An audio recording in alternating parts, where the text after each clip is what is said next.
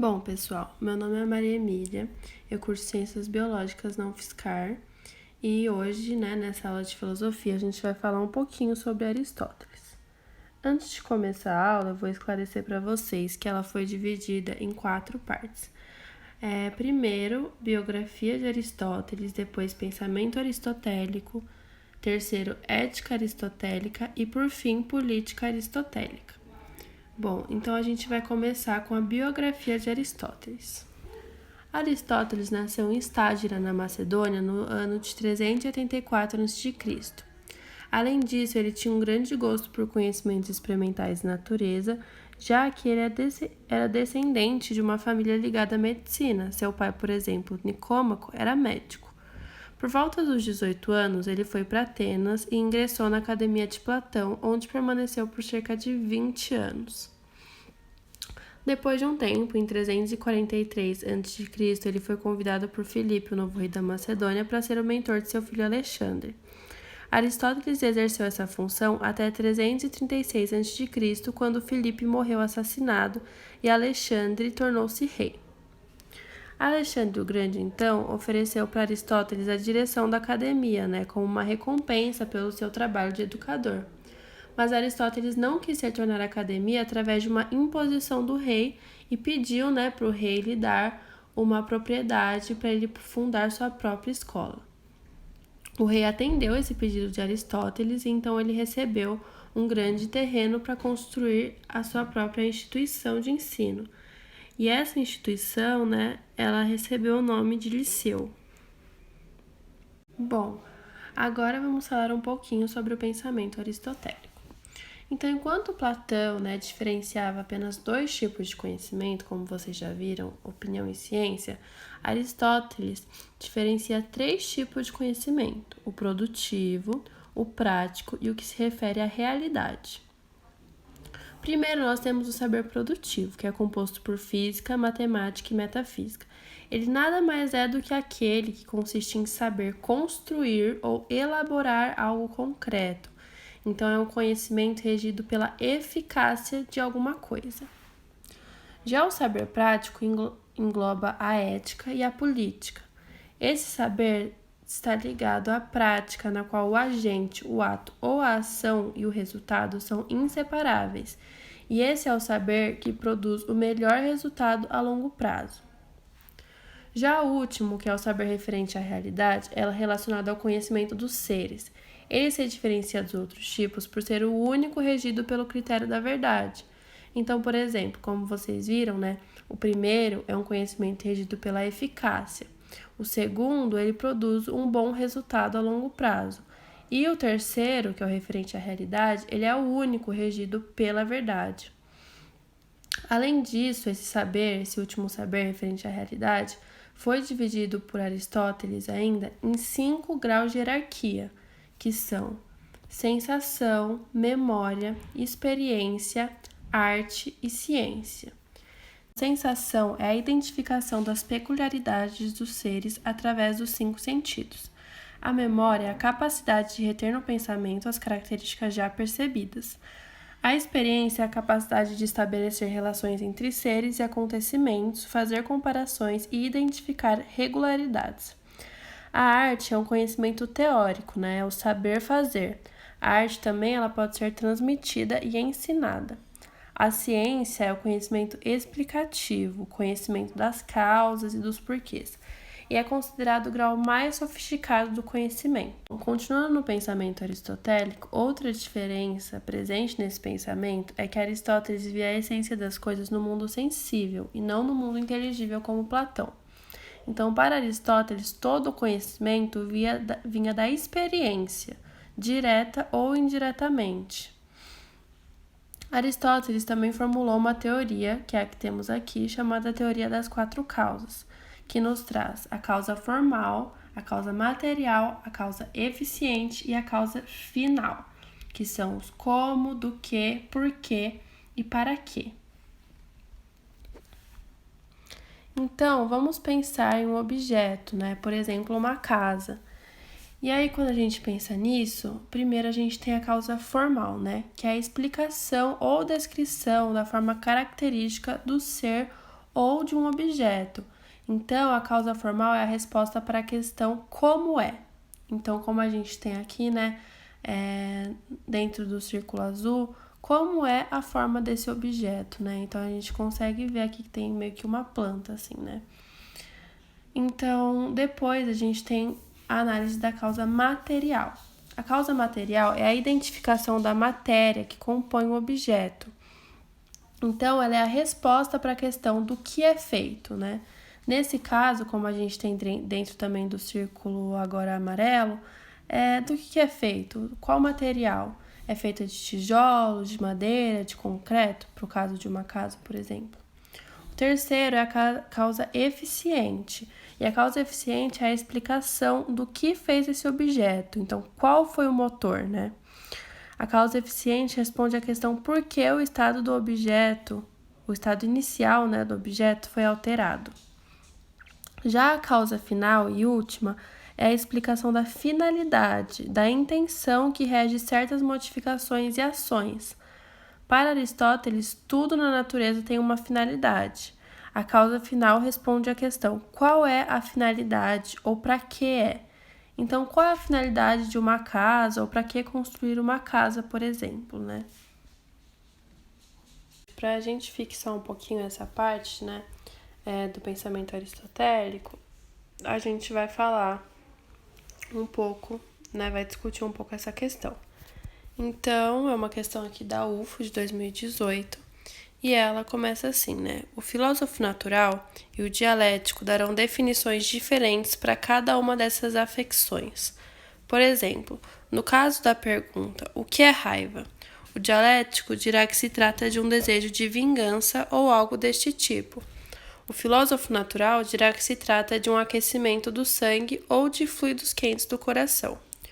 Um explica segundo a matéria e o outro segundo a forma e a definição. A definição é o que é da coisa, mas para existir, esta precisa da matéria. Considerando-se o trecho acima, extraído da obra sobre a alma de Aristóteles, assinale a alternativa que nomeia corretamente a doutrina aristotélica em questão. Então, a gente tem aqui, né? A. Teoria das categorias. B. Teoria da potência. C. Teoria das causas. D. Teoria do eudaimonismo. E se a gente pensar um pouquinho, né? Aqui ele está falando, dando um exemplo de uma pergunta. Por exemplo, o que é raiva? E logo um pouco mais embaixo ele fala assim, a definição é o que é da coisa, mas para existir, essa precisa da matéria.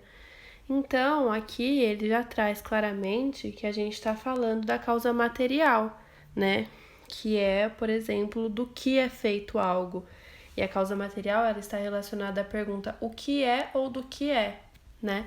Então, a gente já consegue assinalar que essa seria a teoria das causas. Ética aristotélica. Para a gente estudar a ética aristotélica, vamos ter em mente que ética, né, de forma simples e geral, significa conjunto de regras de conduta de um indivíduo ou de um grupo. Para Aristóteles, a ética é a conduta definida pela capacidade racional que a gente tem de escolha. Para ele também, a realização da essência humana e, consequentemente, a felicidade é alcançada quando a gente consegue viver de acordo com a razão. E Aristóteles reconhece que não é fácil viver com razão, mas ele diz que todos nós podemos desenvolver essa capacidade. E como, né, que a gente desenvolve essa capacidade de razão? A gente a desenvolve através da virtude.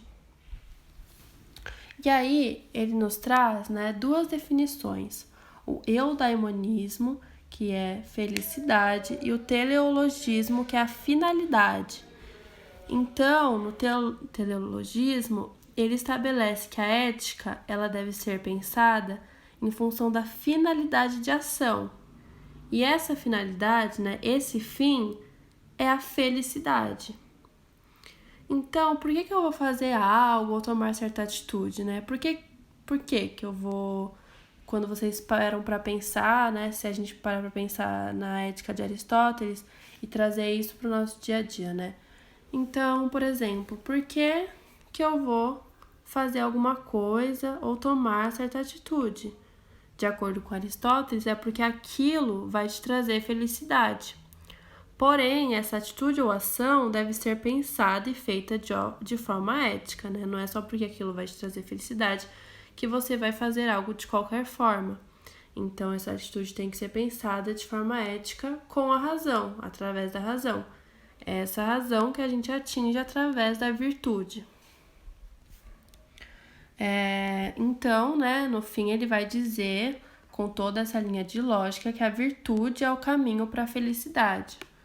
Mas o que é virtude?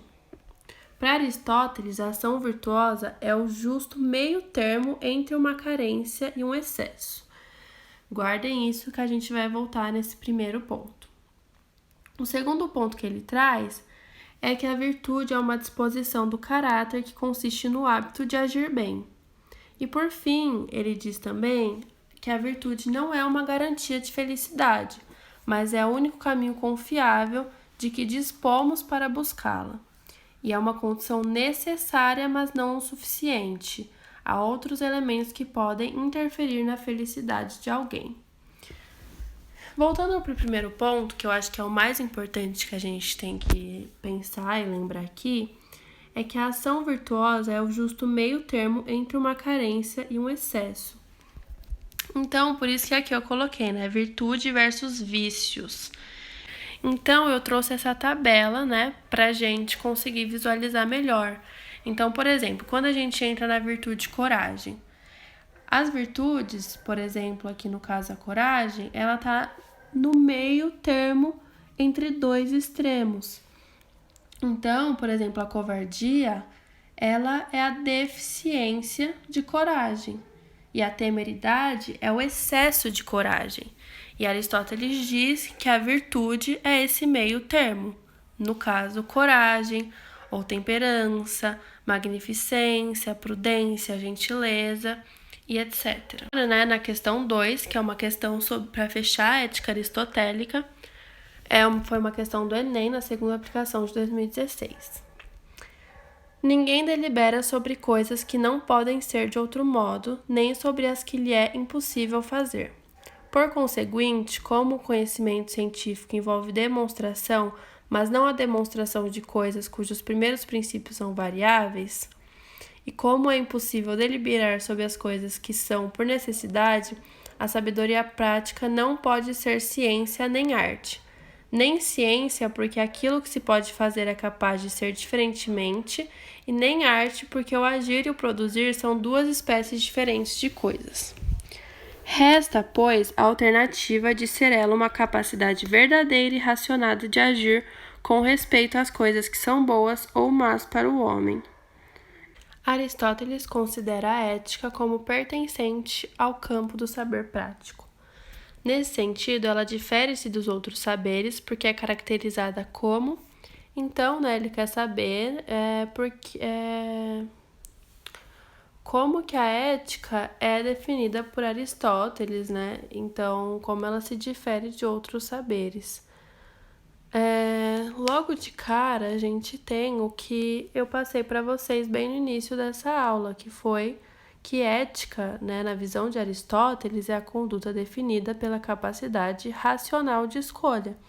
Então, nem tem muito o que discutir, né, sobre as outras questões que estão erradas, até porque tá exatamente como a definição que eu passei para vocês.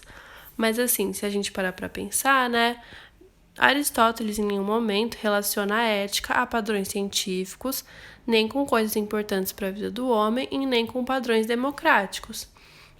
E a D, que diz que é uma técnica que tem como resultado a produção de boas ações, essa é a virtude, que eu também expliquei para vocês. Então, a única resposta correta é realmente a A, que a ética, né, ela se difere de outros saberes, de acordo com Aristóteles, porque é caracterizada como conduta definida pela capacidade racional de escolha.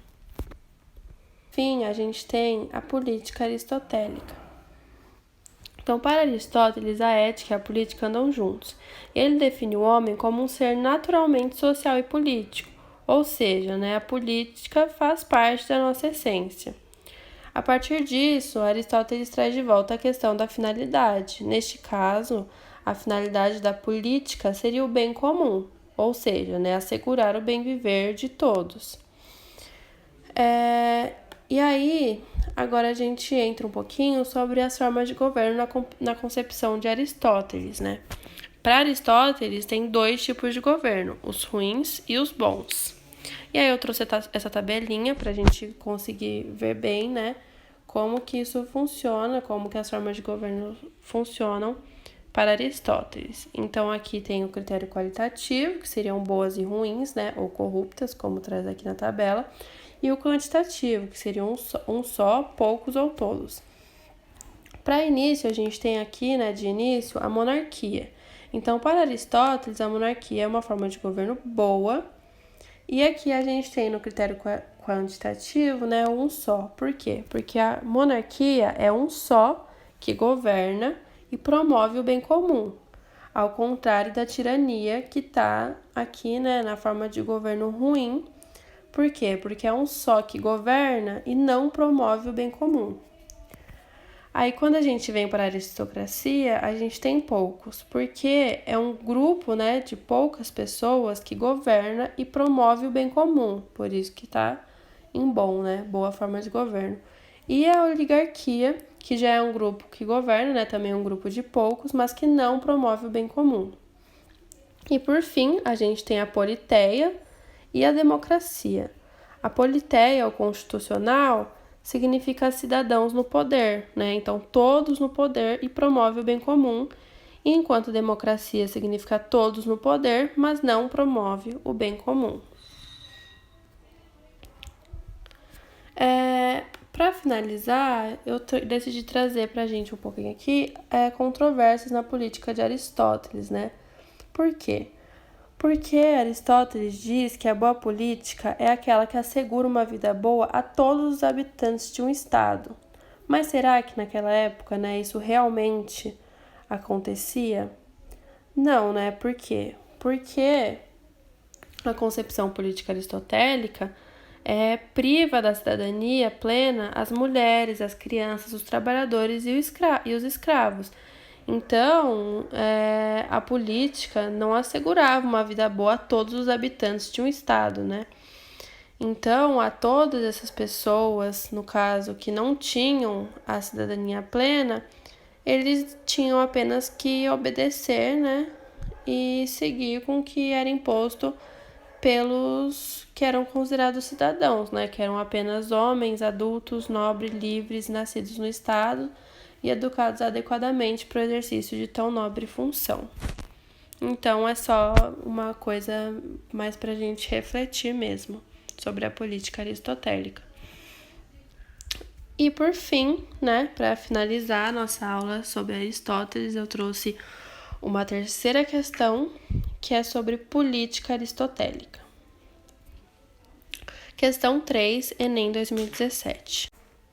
Se, pois, para as coisas que fazemos existe um fim que desejamos por ele mesmo e tudo mais que é desejado no interesse desse fim, evidentemente tal fim será o bem ou antes o sumo bem. Mas não terá o conhecimento, porventura, grande influência sobre essa vida? Se assim é, esforcemo-nos por determinar ainda que em linhas gerais apenas o que seja ele e de qual das ciências ou faculdades constitui o objeto. Ninguém duvidará de que seu estudo pertence à arte mais prestigiosa e que mais verdadeiramente se pode chamar a arte mestra. Ora, a política mostra ser dessa natureza, pois é ela que determina quais as ciências que devem ser estudadas no Estado, quais são as que cada cidadão deve aprender e até que ponto.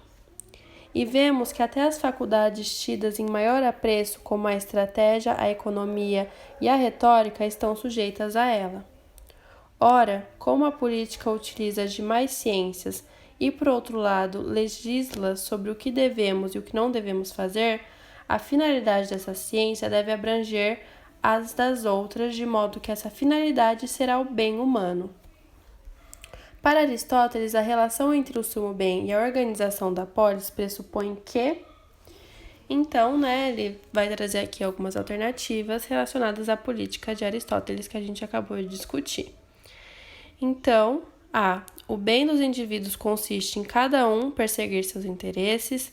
B, o sumo bem é dado pela fé de que os deuses são os portadores da verdade. C, a política é a ciência que precede todas as demais organizações da cidade. D, a educação visa formar a consciência de cada pessoa para agir corretamente. E E, a democracia protege as atividades políticas necessárias para o bem comum. Bom, então, né, como a gente estudou, dá pra gente pensar um pouquinho sobre essa questão e analisar, assim, podemos tentar ir por exclusão. Por exemplo, então aqui,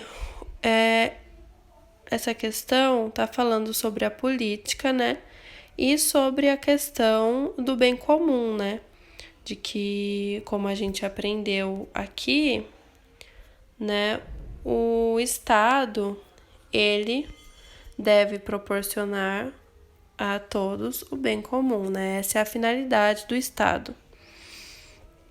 Então, aqui diz, né, na primeira, o bem dos indivíduos consiste em cada um perseguir seus interesses? Não, né? Porque ele diz de um bem comum, um bem de todos, não um bem individual. Segundo, o sumo bem é dado pela fé? Nada a ver, né? Em nenhum momento Aristóteles fala de sumo bem relacionado a deuses. Aí vamos pular para D, né? A educação visa formar a consciência de cada pessoa para agir corretamente. Na parte de política, Aristóteles também em nenhum momento fala sobre isso. Em E, né, a democracia protege as atividades políticas necessárias para o bem comum. Bom, para Aristóteles, como a gente viu, isso não é verdade, né? Para Aristóteles, a democracia está aqui em forma de governo que ele vê como ruim. Então, não, né? E o que sobra seria a alternativa C. A política é a ciência que precede todas as demais na organização da cidade. E é isso, gente. Essa foi a aula de hoje de Aristóteles. Eu vou mandar para vocês esses slides, essa aula e um outro questionário para vocês fazerem, que já tem as respostas. E semana que vem eu vou fazer um outro vídeo respondendo essas questões que eu mandei para vocês. E eu vou mandar também um outro texto de apoio bem completinho para vocês se aprofundarem mais em Aristóteles. É isso, até mais.